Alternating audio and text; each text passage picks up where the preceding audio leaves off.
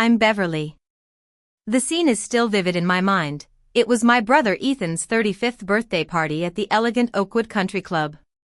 The hall was filled with 60 guests, the air buzzing with celebration. My father, Robert, a successful real estate agent, stood up, holding a glass of champagne. With a proud smile, he announced, "To our only child who has brought us so much pride and joy."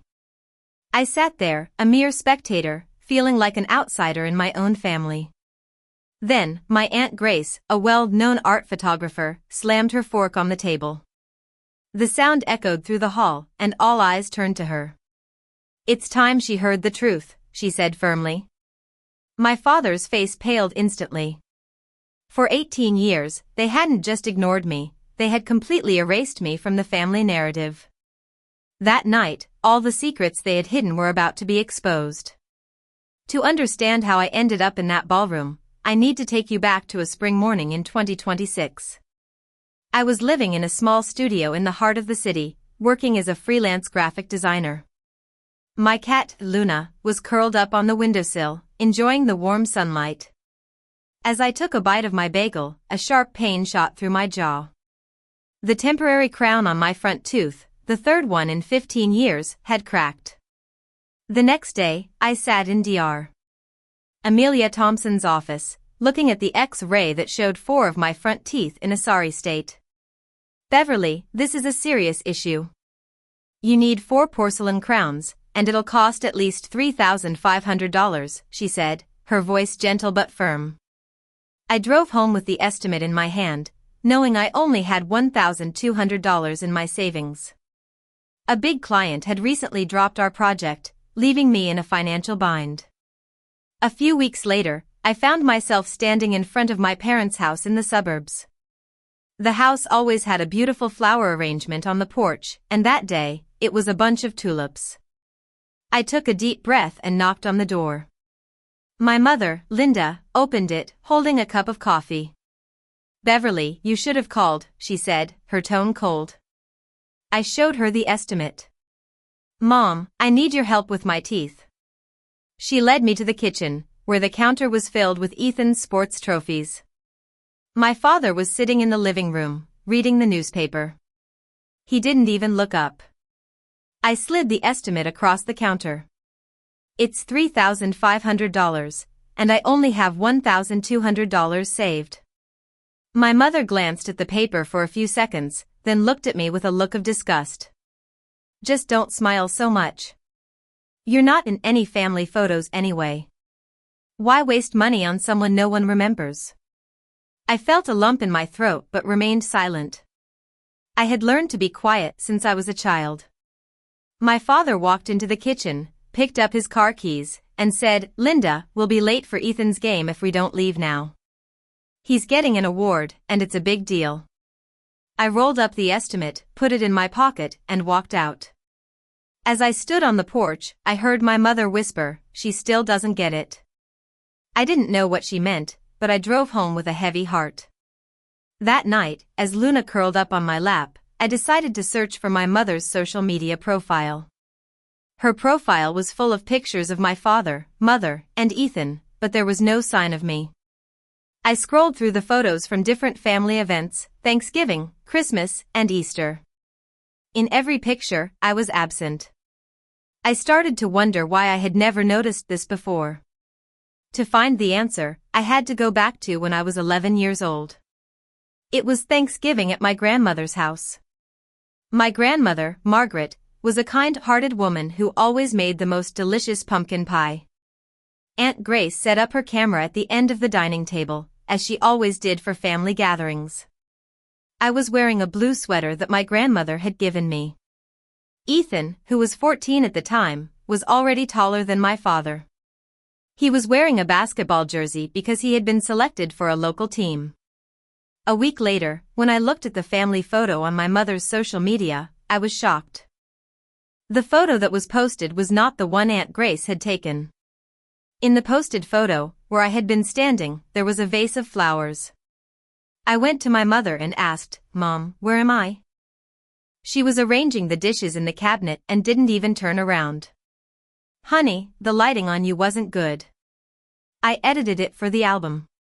You look better in other pictures. My father, from the living room, said, trust your mother. She knows what she's doing. I believed them then, thinking it was just a minor thing. The next year, my father sent out Christmas cards to his clients. On the card, there were only 3 people, my father, mother, and Ethan. There was a space where I should have been, but it was filled with a blurry background. When I asked my father about it, he said, it's a business card, sweetie. You're not part of the business. Just trust me. I kept the original photo that I found in the trash, not understanding what was going on. When I was 13, we went to a neighbor's barbecue. Mrs. Jenkins asked my mother how I was doing. I was standing a few feet away, holding a plate of food. My mother replied, Beverly has some learning difficulties. We're thinking about sending her to a special school. I was devastated. I realized that I was not just being ignored, I was being made into a story to explain my absence in the family. That fall, I started searching through my father's desk when he was out. I didn't know what I was looking for, but I needed answers. One day, I found a folder under a stack of papers. Inside, there was a brochure for a prestigious sports academy that Ethan was attending. The tuition fee was $40,000 a year, and it was paid in full. Behind the brochure, there was a check from my grandmother, with a memo that said for Beverly's education fund. But my father had scribbled over it and written for Ethan, gift from mom. I also found a receipt for a painting class that I had wanted to join, but my parents had told me they couldn't afford it. The receipt showed that the class had been refunded. I was 13, and I understood then that my parents had been favoring Ethan over me for a long time. When I was 15, my parents told me that I was going to a boarding school in another city. They said it was for my better education, and my grandmother was paying for it. They bought me a train ticket and sent me off without even a hug. I lived in a small dorm room, and I only went home once a month. My mother always said the guest room was needed for guests, but there were never any guests. One day in the library at school, I fell and cracked 4 of my front teeth. The school nurse called my mother, but my mother said she was busy and would take me to the dentist during the holiday. 3 weeks later, I finally saw Dr. Thompson, who told my parents that the damage would get worse if not treated properly.